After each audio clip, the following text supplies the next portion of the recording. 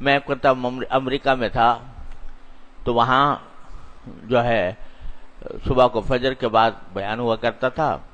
لوگ دور دور سے اللہ کے بندے آتے تھے, سینکڑوں میل سے سفر کر کے آ کے بیان میں شریک ہوتے تھے.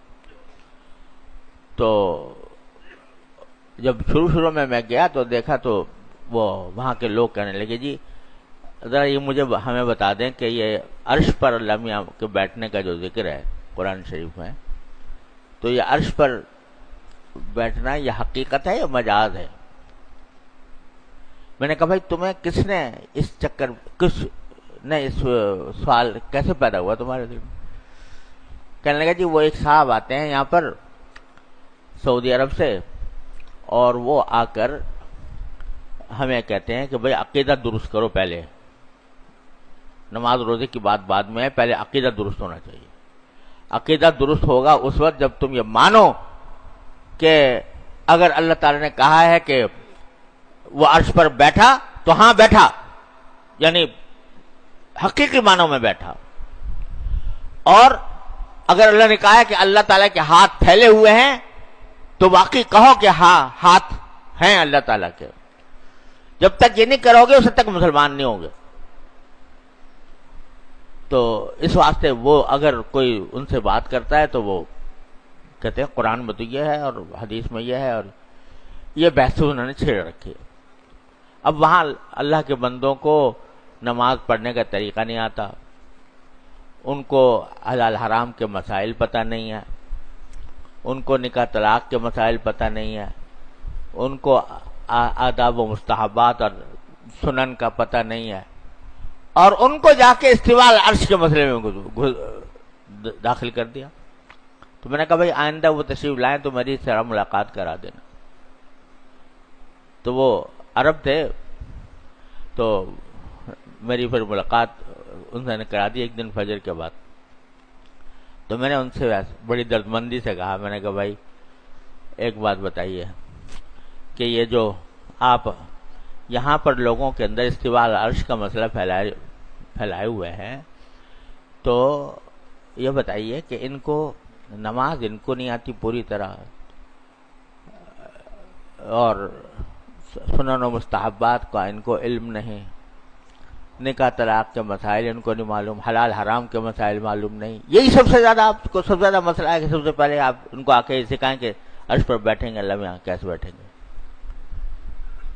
کہنے لگے جی عقیدہ ہے یہ, تو عقیدہ جو ہوتا ہے وہ عمل پر مقدم ہوتا ہے. میں نے کہا یہ ایسا عقیدہ ہے کہ جس کے بارے میں قبر میں پوچھا جائے تم سے کہ بھئی استواء العرش کے معنی کیا ہے, قبر میں پوچھا جائے گا, حشر میں پوچھا جائے گا, اللہ تعالیٰ وہاں جا کے پوچھیں گے تم کیا عقیدہ رکھتے تھے استواء العرش کے بارے میں. یہاں سٹی گم ہو گئی. میں نے کہا عقیدے کی بھی دو قسمیں ہوتی ہیں. ایک عقیدہ وہ ہے جس کے اوپر ایمان لائے بغیر انسان کی نجات نہیں ہو سکتی. ایک عقیدہ تو ہے لیکن ایسا نہیں ہے کہ اس کو وہ مدار نجات ہو, نجات اس کے بغیر نہ ہو سکتی ہو.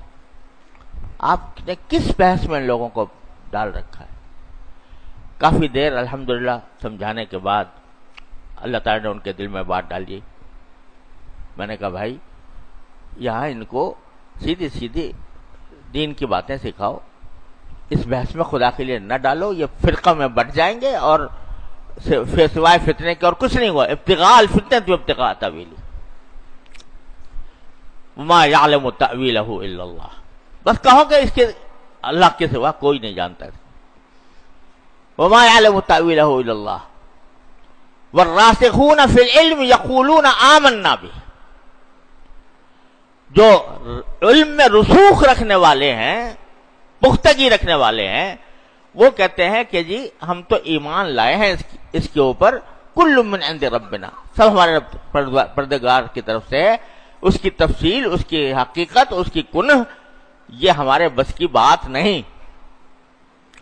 تو ہم تو جیسی ہے ویسے ایمان لے آئے ہیں اس پر. کہنے والے جو راسخون فی العلم, جو علم میں رسوخ رکھنے والے, پختگی رکھنے والے, وہ یہ کہتے ہیں.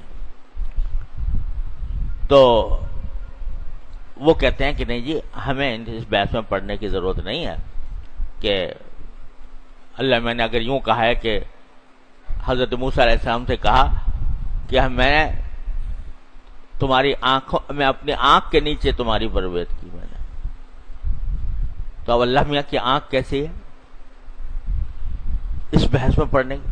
میں آپ کو صحیح کہتا ہوں کہ اس پر ہزارہا صفحات سیاہ کیے گئے ہیں ان بحثوں کے اوپر، متکلمین نے اور شاعرہ نے اور ماتریدیہ نے اور اب یہ سلفیہ نے ہزارہا صفحات اس پر سیاہ ہوئے ہیں ان بحثوں کے اوپر۔